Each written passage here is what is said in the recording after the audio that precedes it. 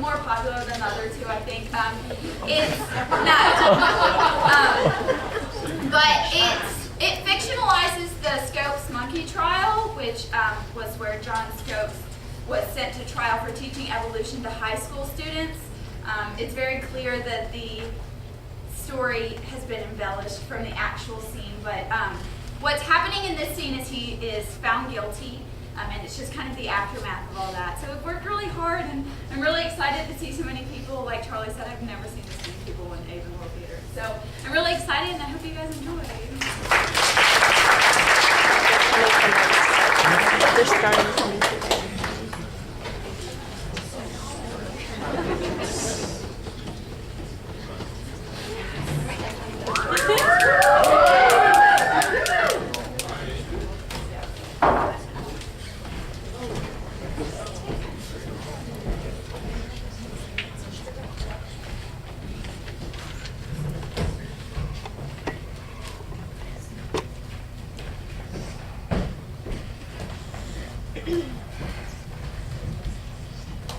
Afternoon, Colonel. Having high tea, I see. Is the jury still out? Swatting flies and wrestling with the justice? In that order? I hate to see the jury filing in motion, Colonel. A melange of Methodist and Moorish. Must have been designed by a congressman.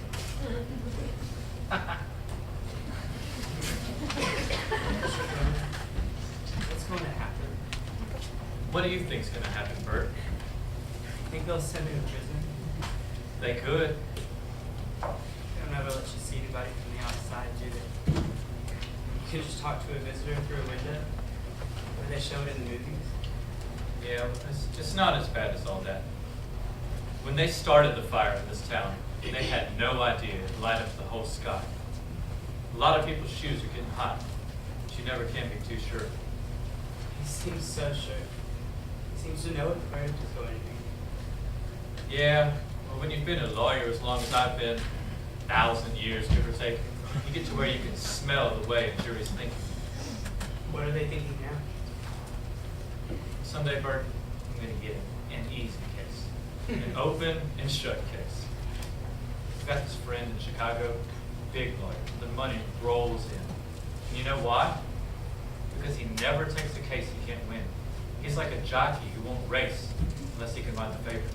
You sure picked him on the shot this time, Mr. Gilbert. You know, a lot of times I think the law is like a horse race.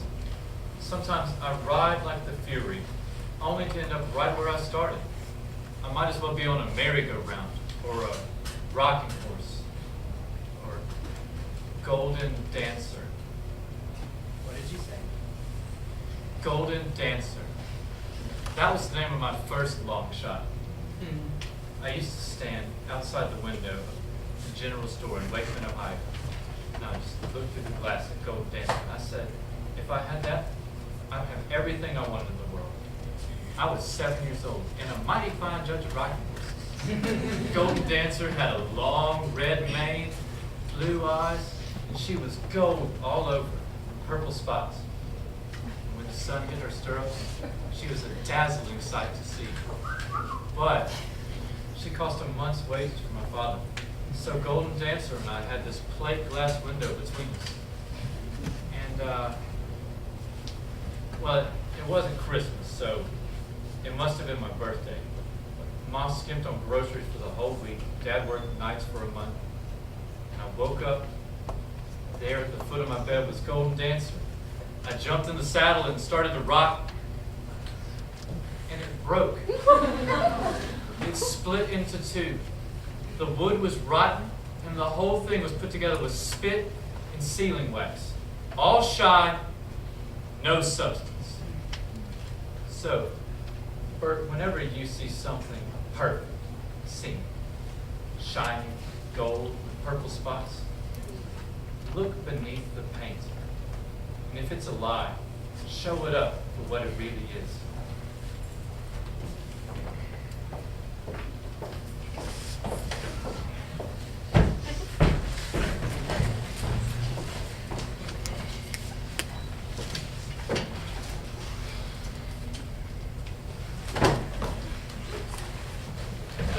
decision is unanimous.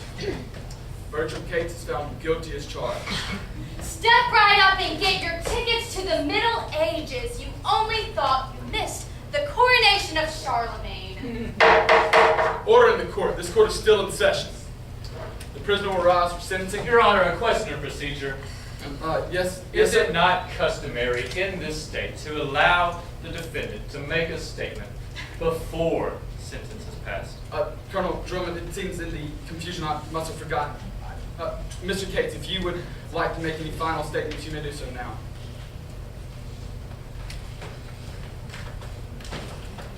Your Honor, I am not a public speaker.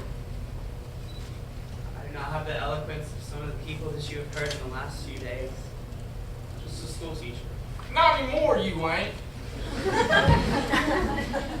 was a school teacher. I feel I am. I've been convicted of violating an unjust law. I'll do everything that I can to oppose this law in the future.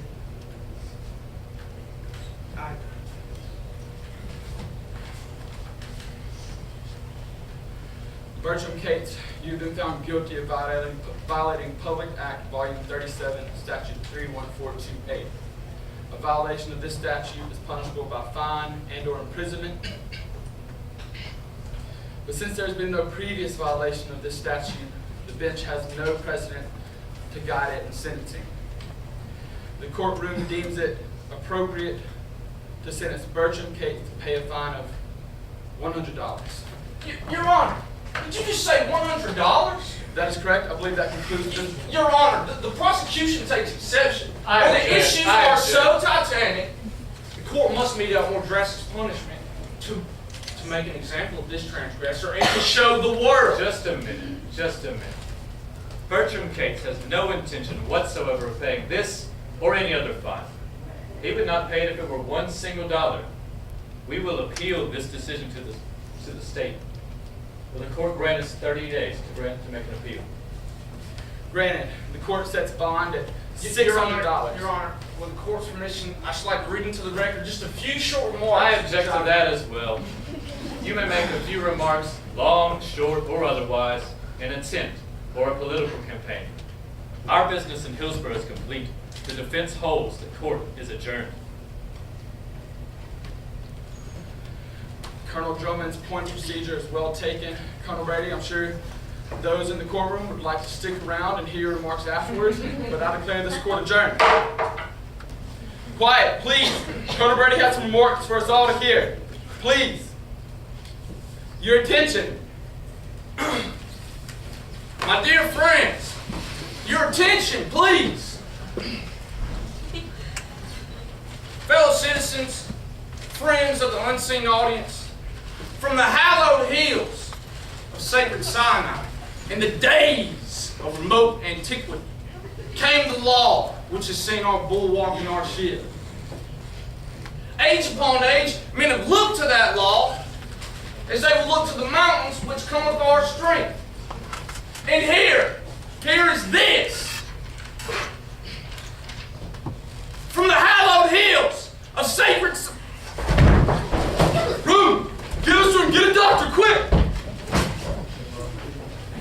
Mr. Chief Justice, citizens of the United States, during my time in the White House, I'll say what I've said in my entire life.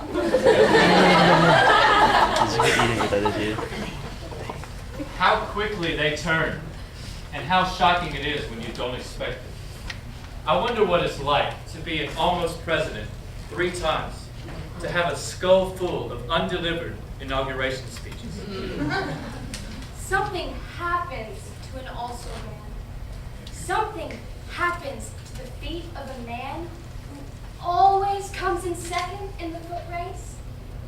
He becomes a nationally unloved child, a balding orphan, an aging adolescent who never got the biggest piece of candy. And unloved children of all ages insinuate themselves into spotlights and rotographers. They stand on their hands and wiggle their feet, split pulpits with their pounding, their tonsils turn to organ pipes. Show me a shouter, and I'll show you an also ran, and might have been, and almost was. Did you see his face? It was terrible. He'll be all right. Give him an hour or so to sweat away the pickles and pumpernickel, to let his tongue forget the acid taste of vinegar victory. Mount Brady will erupt again by nightfall, spouting lukewarm fire of irrelevant ashes. What's the matter, boy? I'm not sure. Did I win or lose? You won. But the jury found me. What jury? 12 men? Millions of people will say you won. They'll read it in their papers tonight and say that you smashed a bad law, made a joke of it. Yeah, but what's going to happen? I haven't got a job. They won't even let me back into the boarding house. You know, it's not going to be easy, Bert. And it surely won't be a church social for some time. But you'll live. And while they're making you sweat, just think, you've helped the next fellow. What do you mean? You don't imagine this sort of thing is ever really over, do you? Tomorrow, it'll be something else. Somebody else will have to make a stand. And you have given him the guts to do it.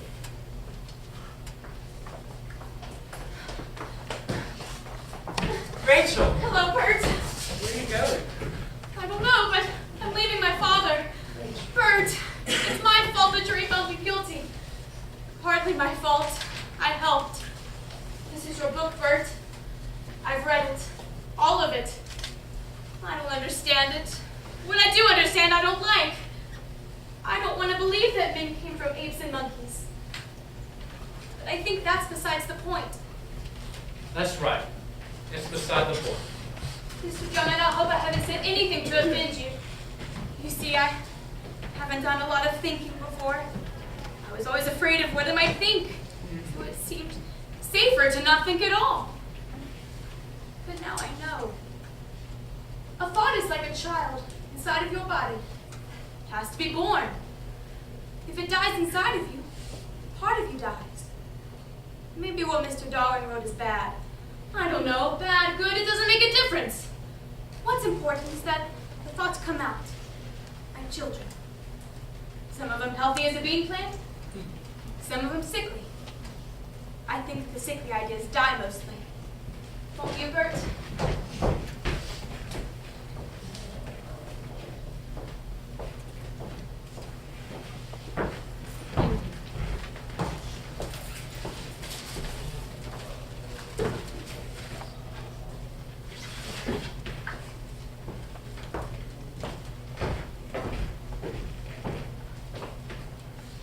Brady's dead. I cannot imagine the world without Matthew Harrison Brady. What do you think caused it? Matthew Harrison Brady died of a busted belly. You know what I thought. Let's leave the lamentations to the illiterate. Why should we weep for him? He cried enough for himself. The national tear duct of weeping water Nebraska who flooded the whole nation like a one-man Mississippi. You know what he was. A Barnum Bunkum, Bible-beating bastard. You smart aleck. You have no right to spit on his religion any more than you do to spit on mine. Or my lack of it. Well, what do you know? Henry Drummond for the defense, even of his enemies. There was much greatness in this man. Shall I write it in the obituary? Write whatever you damn well please. How do you write an obituary for a man who's been dead for 30 years? In memoriam, MHB. Then what? Hail the apostle whose letter to the Corinthians got lost in the mail? 2-year tenures, and the tourist will ask the guide, who dies here? Matthew Harrison who? What did he say to the minister? It fits. Look, here it is in his book. Proverbs, wasn't it? He that troubleth his own house shall inherit the wind, and the fool shall be servant to the wise in heart. We're growing an odd crop of agnostics this year. Look, I'm getting damn tired of you, Hornbeck. Why? You never pushed a noun against a verb except to blow something up. Typical lawyer's trick. Accusing the accuser? Well, what am I accused of? I charge you with contempt of conscience, self-perjury, kindness, afterthought, sentimentality of the first degree. Why? Because I will not erase a man's lifetime? I tell you, Brady had the same right as Cates. The right to be wrong. Be kind to bigots, weak. Since Brady's dead, we must be kind. God, how the world is rotten with kindness. A giant once lived in that body. But Matthew Brady got lost looking for God too high up and too far away. You hypocrite. You fraud. You're more religious than he was. Excuse me, gentlemen. I must get me to a typewriter to hammer out the story of an atheist who believes in God. Well, I better get myself on the train. There's one at 5:13, Bert. You and I can get on it. I'll get my stuff. I'll help. See you at the depot. Say, you forgot